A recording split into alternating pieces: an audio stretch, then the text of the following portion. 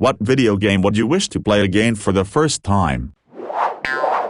Morrowind, what a game, so wide and full of variety and opportunity, yet so unforgiving. Playing for days and weeks, not realizing you've sold or thrown away the package to Keys aids, only to have to start over again. Then getting into the main quest line for real, backtracking the very old-fashioned journal for the very vague yet important information until you get to Tellfire and kill a corpus stalker, having to start the game over yet again, doing one playthrough for each faction, earning the respect of every single NPC of the game, completing all guild and side quests with no quest trackers, having Siltst riders and boots of blinding speed as your main way of fast traveling until you find the fortress teleports. Was this from the DLC? Can't remember. Putting a stack of coins on your W key to level up athletics overnight. Finding Umbra and getting the Umbra sword for the early game cheese. Realizing at some point in your 40th playthrough that magic has actual uses. Role-playing the shit out of a video game like never before. This is the best game ever. And to sound cliché for the occasion, I'd give anything to experience this game for the first time ever again. Absolutely. So clunky, but the unexpectedness of it all meant you always had a new surprise around each corner. The talking doors were amazing, so simple but gave you a great variety of challenges. The guy that makes you dress up like an idiot was great too. And kicking chickens around. Also, killing everyone to become an evil landlord. Little on the nose for 2021 perhaps, but it sure was fun. I remember when Half-Life came out. Back then you could still burn copies of gamed discs and use a crack to play it for free. Got a copy from my uncle knowing nothing about it. Up until then my experience with shooters was just GoldenEye and Doom clones. Just going through the train ride and exploring the office I thought, holy shit, what is this? This is different. That, along with Ocarina of Time, were the games that made me really love video games as an art. Diablo 1 and 2, especially the first one, I remember it being terrifying as a kid. I would wait for daylight to go to the catacombs and caves. The game was also pretty unforgiving. Dying would make all your items drop on the ground. The second was just pure magic. It seems so simple now as an adult, but this was also before YouTube and Twitch. You had to just figure the game out yourself. There was no method to follow. If you trained your character and found out you put points in the wrong spells, you had to just remake them. Mana potions were not bought, so playing melee over magic had its pros and cons. The trading system was essentially old-school bartering. You just traded item for item. No one knew what was good, so they just collected everything. Oh, it is an undeniable masterpiece and one of the greatest games of all time. For Nintendo to smash it so far out of the park first time round in 3D was groundbreaking. The music, the game mechanics, the story progression, the level design, everything was so top tier that it seemed to be magic. And honestly, I believe it was because no game holds such strong memories and emotions for me personally. It was a wonder of its time and it deserves its place in gaming history. It brought this young lad on an adventure he'll never forget.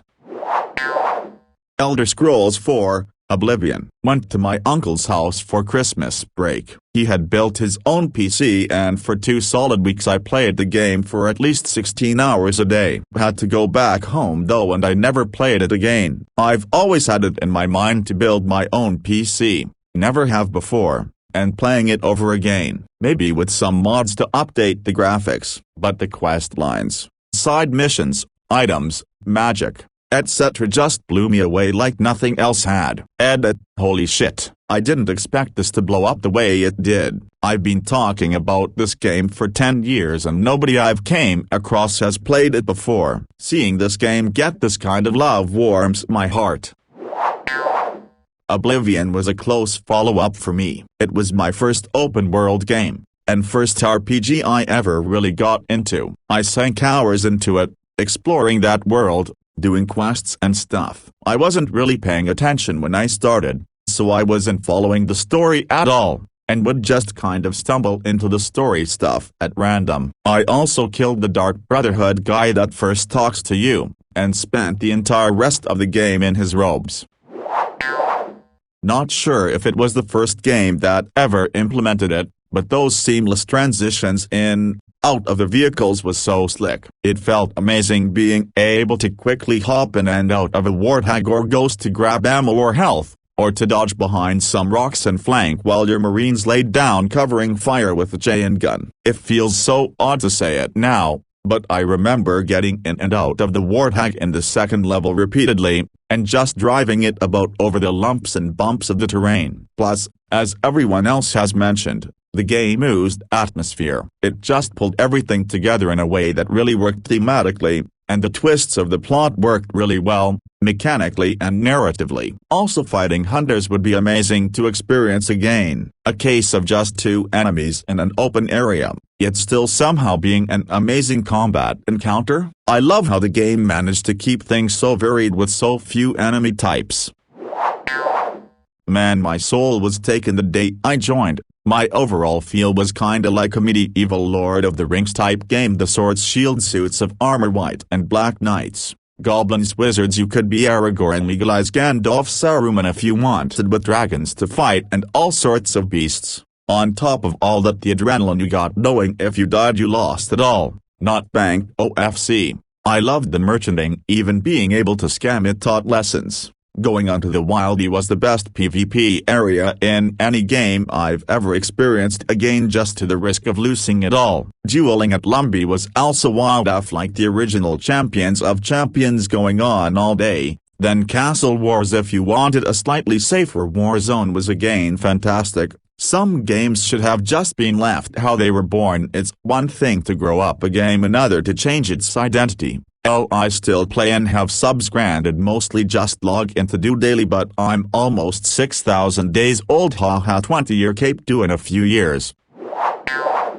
I found out about this game through Jacksepticeye's playthrough and I was immediately drawn in. I was so frustrated that he stopped playing it, but at that time I did not have the means to play it. I own a MacBook and I tried running Windows in parallel, but the experience was awful. I waited a few years and last year managed to get my hands on a PS5. Outer Wilds was the first thing that I bought and played, and oh, it was so damn worth the wait. This game has the perfect mix of visual artistry, sci-fi story, rewarding gameplay, especially when you actually figure out the puzzles for yourself, and phenomenal soundtrack. This is not just a game. It's an experience, and a truly amazing one. Anytime something reminds me even remotely about the game, I get chills and my brain starts playing the soundtrack or scenes from the game. It's truly a work of art that left me speechless and in tears at some points. Thank you for reminding me about it.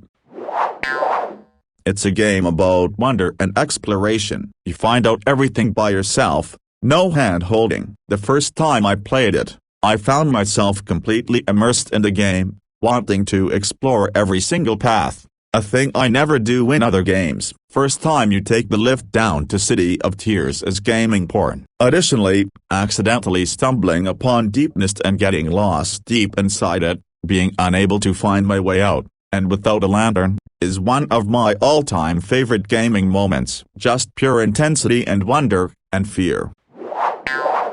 Was going to say this. Nothing has ever compared to this game in regards to the feeling of adventure it gives you, the exploration, the gradual learning of all the systems of combat and customization, the feeling of wonder its environments give off, and the complete joy of going to a new map and realizing just how vast it is and that the story is nowhere near over. Also, it has Gwent, which is just an incredible card game you can lose hours to when you've had enough of slaying monsters. In the same vein, I'd recommend anyone who liked Undertale to maybe check out Omori. Go into it completely blind, and to be fair, it's much more earthbound than it is Undertale. It's also way darker and much more real feeling with its story, so it personally hit me way harder. I was literally crying by the end, and I don't get emotionally affected by media easily. I found the story genuinely kinda inspiring in an odd way, but it's seriously dark, and not in a boring edgy way. So if you're in a bad place, I'd recommend maybe holding off on playing it lol. Anyways, for anyone who wants another really high-quality RPG Maker-style game, that's for the record written in English so it flows better than a translated true JRPG would be, I'd highly recommend checking out Omori and going in blind. If you ask me, I would also delete all my memories of The Legend of Zelda, Breath of the Wild. The feeling of the plateau, the graphics style, the first time you got to see the Blood Moon. All the cities were special too and got unique characters and quests. And of course the racks with their story, personality, their beasts and their music. I especially felt Mpha's story. It just was too sad to not be touched by. Which I really liked were the memories. They all were special and always make me nostalgic in the afterwards. So yeah, if I could delete all my memories of one game, it would probably be of bot. Edit, grammar mistakes.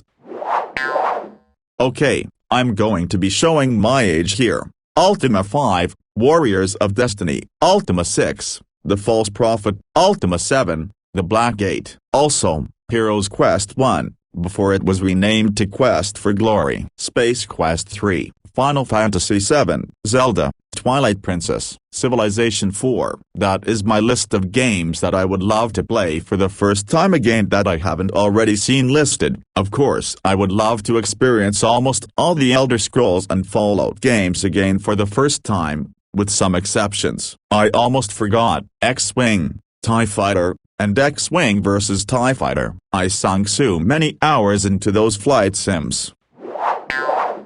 Final Fantasy VII. When I was in middle school, that game was life-changing for me and showed me how games can give you an emotional reaction to your core. When Ares went down, I was shook as hell. Plus my older brother played it before I did, and of course we pretty much hated each other at those ages, and it was a great bonding experience for us, and he would always come downstairs and see what materia combos I was rocking, and I'll never forget he and I going apeshit when I finally got that gold chocobo. Knights of the Round and Wu-Tang ain't nothing to fuck with.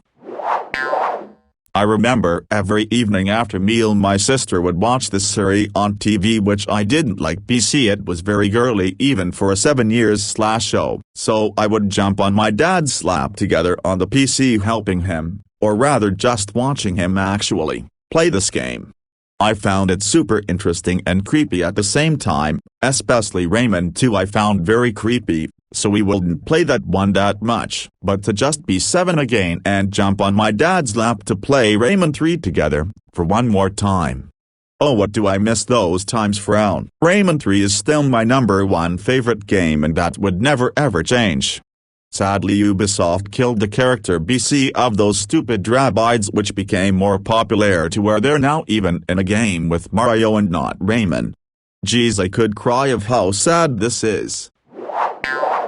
I can think of many, but 3 that stick out are Portal, what a mindfuck; Portal 2, what a discovery of game lore and storytelling; A Plague Tale, Innocence, holy crap, amazing storytelling and gameplay. I was so upset that it ended. Edit, okay, have to add another game after scrolling through, that I totally forgot about. /u/2 to must mention the original Must game. Holy hell. That was amazing. Unfortunately I was very young when it came out and was never able to complete it. I'd totally love to play that from scratch again, if possible on modern consoles. Never having played an FPS before, it was unlike anything I'd ever experienced. Just an adrenaline-filled joyride of high action, breathtaking graphics, insane weapons, and badass characters. And that was just the appetizer. After spending 8 hours trying to figure out how to connect to Wi-Fi, I played real people in online multiplayer. Blue dot my dot mind. I don't know how to put to words that feeling of the first time you got a kill and the numbers popped up on your screen. I imagine it's what heroin feels like. I feel like it's taken for granted now. But the idea that me and someone potentially on the other side of the world just competed against each other and I won, was mind-blowing. It was so intensely satisfying and addicting that I lagged 25 days worth of my life to it, and that's not much compared to a lot of other people. The guns were sick, the perks were so cool, Scavenger will always be my favorite. But the kill streaks are what sold the multiplayer.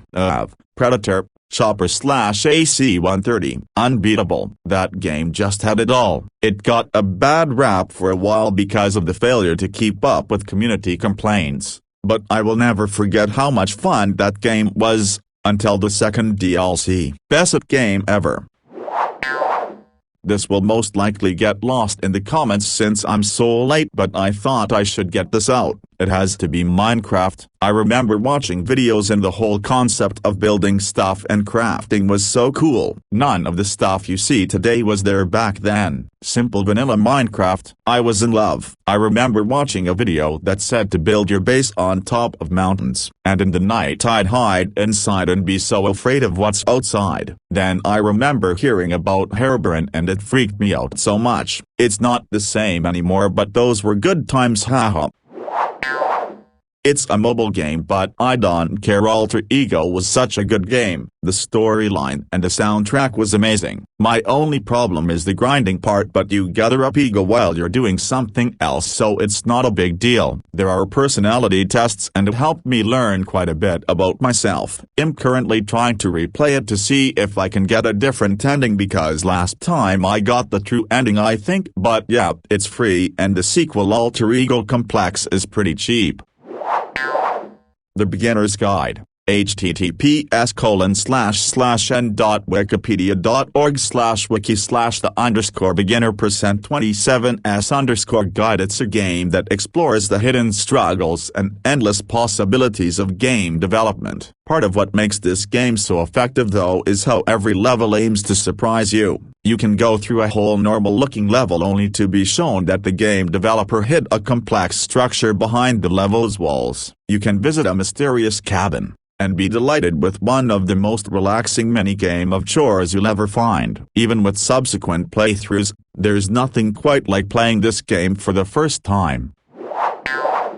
The entire Assassin's Creed series, because with every game you can see how far Ubisoft has come to make these games, making an entire brotherhood right in the middle of world history. The first game, literally killing off the Crusaders. The second game, the fucking Renaissance. Brotherhood, almost the entirety of geek history. Revelations, the history of the Byzantines. The third game, you're literally slaughtering redcoats in the American Revolution. Unity, the French Revolution. Syndicate, the Industrial Revolution. Origins, you literally get to see how the Assassin Brotherhood was made and you get to travel all over Egypt. Odyssey, Greek mythology. And then finally Valhalla, Norse mythology. You are literally a Viking. I know I'm missing a few games in between, but my point is Ubisoft has put so much work and research into making a fictional organization in historic periods. A fun bonus fact, I almost tear up every time the Revelations main theme comes on.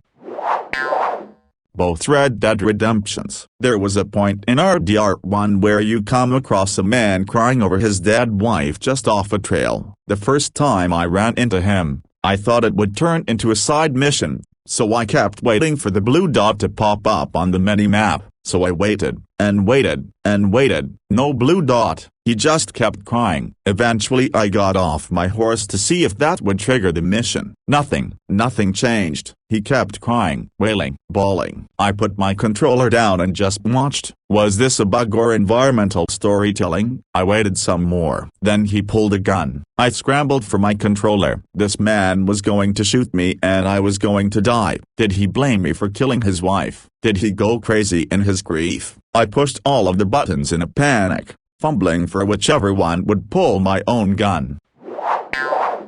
Jedi Knight Dark Forces 2. It was my first online multiplayer game. I had a bootleg of it when I was in Indonesia, but my computer was a Pentium 1 IBM from '96 and wasn't strong enough to play it. My uncle gave me a bootleg CD filled with many Star Wars games, Rogue Squadron, Mo, JK2, Dark Forces, Shadows of the Empire, SW Rebellion, etc. He gave it to me after my parents' computer crashed trying to run one of the games. I guess he felt responsible. I eventually came to the States in 2000 with my family. I randomly came across MSN Gaming Zone, and saw that I can play JK2 there. I didn't even know online multiplayer gaming was a thing. One day while shopping for school supplies at Staples, I saw JK2 in a bargain bin for less than $10. Asked my dad if I could get it, and he did. Saturday earning right before Saturday Scoop. I got it to work. All I could think about at school was playing the game when I get home. And that's exactly what I did. I discovered mods, Masashi.net, SPX Saber mod, Narashada RPG, custom levels like Jedi High School, Oasis 2.0 and so much more.